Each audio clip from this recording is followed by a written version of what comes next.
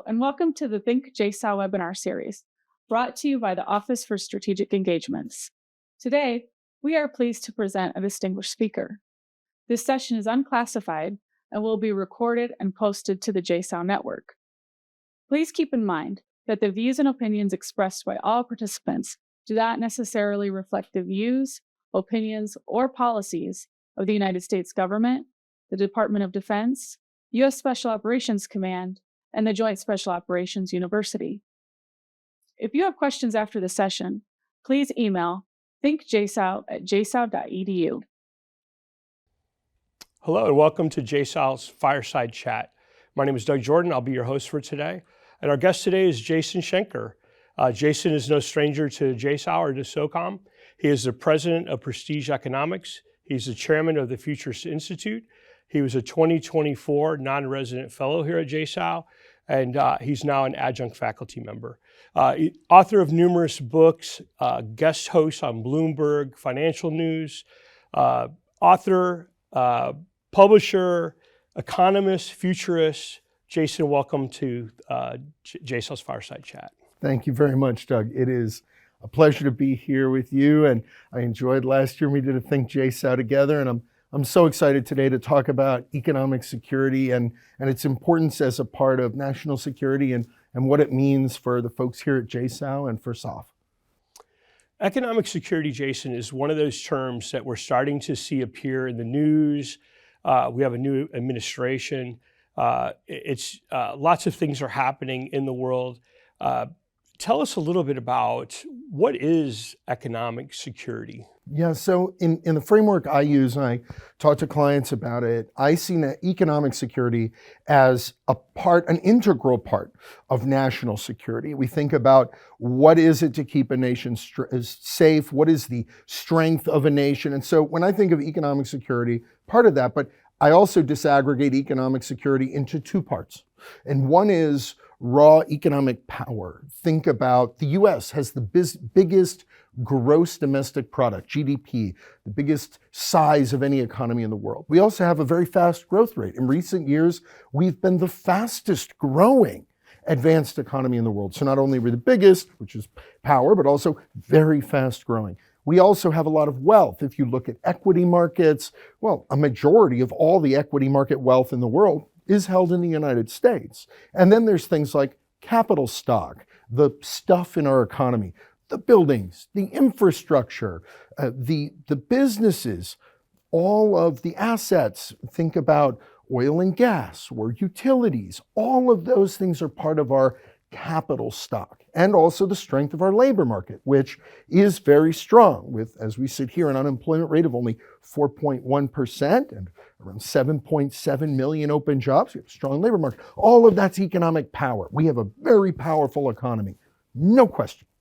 The second part of economic security is economic self-sufficiency.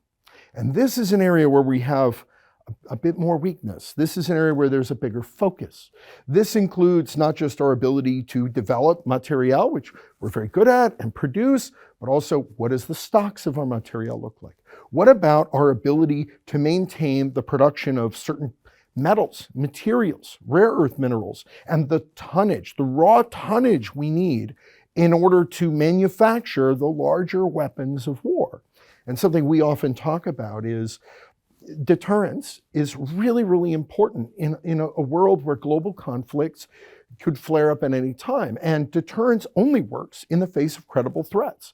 Well, we need to have some level of economic self-sufficiency, the ability to build the weapons of war, to maintain the tonnage of production in order to get there, which is why, for example, in President Trump's address to Congress in early 2025, he mentioned explicitly shipbuilding and focusing on that. Well, why? Well, we also need to be able to build ships and build other weapons of war in order to maintain deterrence projection. So economic power, those two parts, or economic security, the two parts, economic power and economic self-sufficiency. So I think that that's what we're focusing on right now in the economy. And while the power thing's not an issue, the self-sufficiency piece is really now where we're going to see a greater policy push.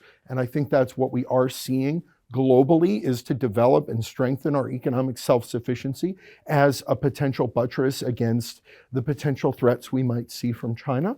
But I also think we're going to see policies in general that could foster the use of economic security, both in its power form and its self-sufficiency form, in order to be effective deterrence, but also to provide other ways in irregular warfare and in gray zones to buttress our allies and to be part of a conflict system that gives us more leverage in an advantaged position in the face of what could be a growing risk of military challenges. So in your background, you have a degree in economics, you have a degree in negotiations, you have a degree in German studies. Is this, in your writings, you've written about how Cold War I, Cold War II, is this something new or is this something that's maybe returned? Yeah, so this is a great question. I love this question. Mark Twain, I think, is the one who's credited with saying that history doesn't repeat itself, but sometimes it rhymes. And Cold War II is a framework that I've been using to describe the situation that we have evolved into right now. And part of that really stems from my thoughts, believe it or not, of German studies, because most historians today, looking back at World War I and World War II, will tell you that World War I and World War II were two parts of one conflict to answer, with a 20-year armistice in between, to answer what historians call the German question. Germany's propensity for military, political, and economic hegemony over Europe. And I wonder now, looking back at Cold War I, if maybe we got it wrong, right? Americans being very Eurocentric, thinking about how we often think about the Second World War. We think about the Russians and at the end of the war, and there was this risk. And we think about Cold War I as being about Russia. But if I were to say, well, where did Cold War I go hot? Well, it went hot in Korea. It went hot in Vietnam. It went hot in Southeast Asia. Wait a minute, that's China's periphery, not Russia's periphery. And the deal that's made in 1972, when Kissinger and Nixon go over to China and they make the deal with Zhou Enlai and Mao, and the deal is made that we accept the one China policy. And in exchange, we drive this big wedge between China and Russia. And this really is the beginning of the end of Cold War I.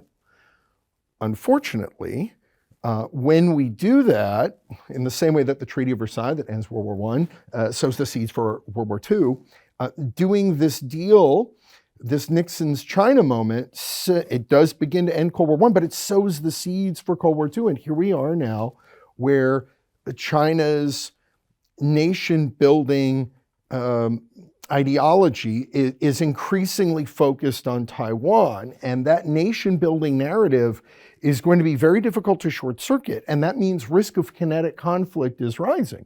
And in 2024, for example, we saw multiple examples where there were temporary blockades put around Taiwan, right? Operation Joint Sword 2024A in May and Operation Joint Sword 2024B in October. And by the way, that's what the Chinese named these operations. And I think we might see more of these. And at some point, there's a risk. Maybe they don't leave. Maybe the blockade becomes permanent, thinking back to the Berlin blockade, the West Berlin blockade. It's also the way Ukraine was Zapad, right? They came Right. and left and then stayed. Right, and also Ukraine, as I think about it, to me mirrors a little bit kind of what happened with Korea at the beginning of Cold War I, right? You end up with this conflict and there's a push and a pull and you get a divided nation. And by the way, the Korean War hasn't ended. There is no peace treaty. There was a begrudged armistice and a demilitarized zone and decades and decades and decades of this sort of frozen conflict that runs a risk of heating up. And maybe that's what happens in Ukraine as well. So we see these shadows of the past that they're really specters that kind of haunt the second Cold War as we look at it. But maybe there are some instructive lessons here. And what I think the instructive thought here now is that what worked to a certain degree in Cold War I was a containment strategy.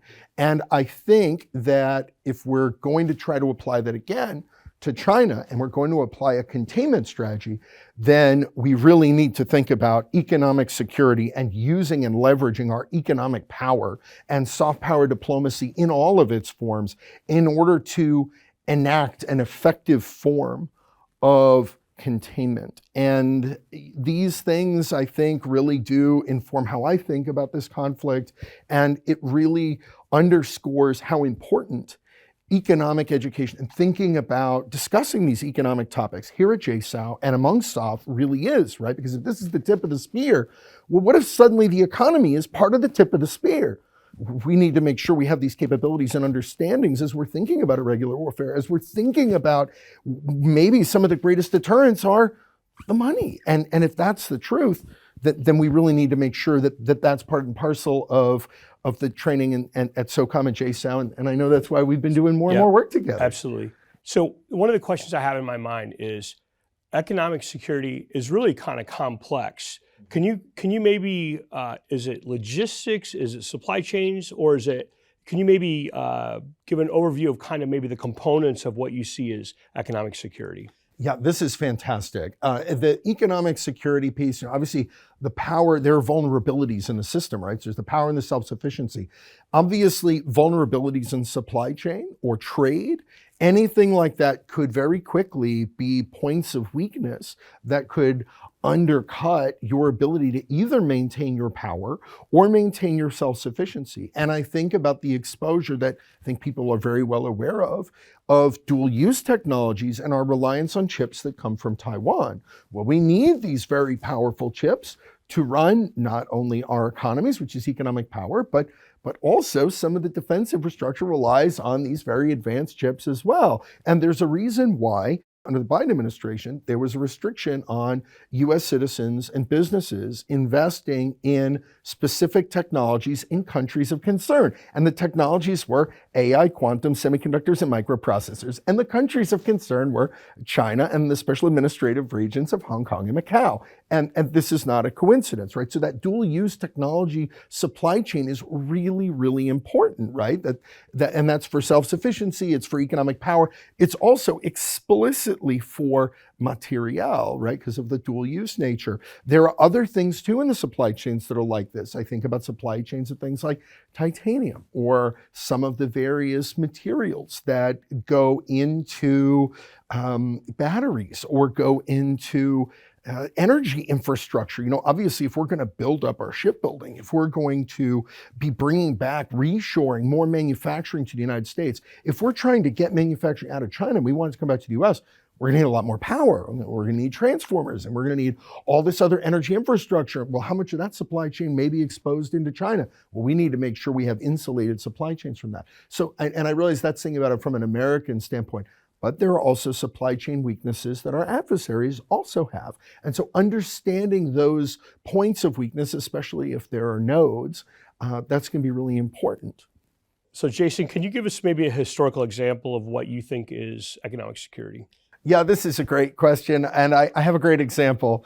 I had a professor when I was an undergrad tell the story during the Second World War that the US and its allies were having a difficult time defeating the Germans, kind of really delivering a death blow. And they were bombing individual rail lines. They couldn't figure out kind of how to get to the next level of really disrupting the German economy. And so FDR brought in a bunch of business people and they said, well, if you really wanted to disrupt an industry, how would you do it? And they asked a bunch of business people, what would you do? And the answer was, if you destroyed the marshaling yards at the rail stations where everything comes together, that would really disrupt everything. And thinking about those are critical nodes, right? All the goods are coming in and they're going out. If you destroy that, that does a lot more damage than destroying just one rail line. And so that's a real point where you can have a single point of failure that could destroy not just entire region or industry, but maybe even the entire economy. And so then the US started targeting the marshaling yards.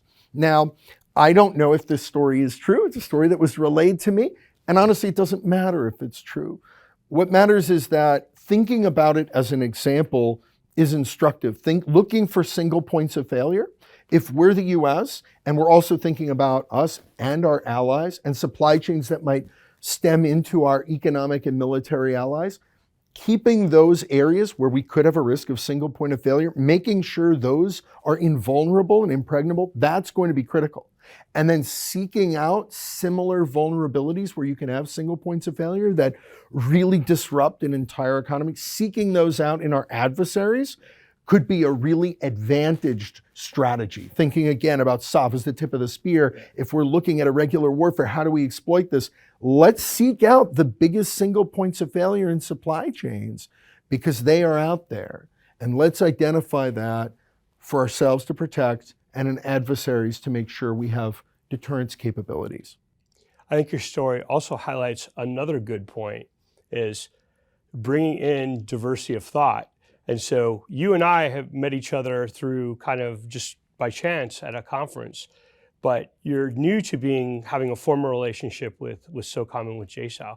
So what I would ask you as a futurist and as an economist and as a person who has diversity of thought, what are some implications of economic security for the future of SOCOM, SOF, irregular warfare? Thanks for the question, Doug. And I want to say how grateful I am that we do have this working relationship, that we've been doing these things together since 2017 when we met at a NATO meeting in Riga, Latvia. And it was a great honor to be a non-resident fellow, and it's a great honor to be adjunct faculty here at JSOU.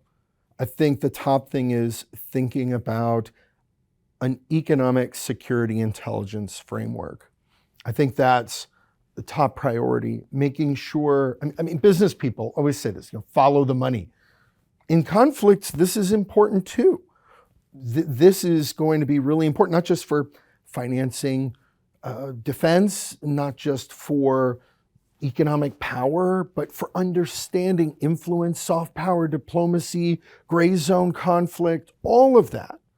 Follow the money, and making sure that economics and finance, which is, I know, quite a bit far afield than when most people think of national security. Economics may not be at the forefront, but economic security, I believe, will be the watchword for the conflicts of the future. And so making sure we have that economic security intelligence framework in place, I think it's really important.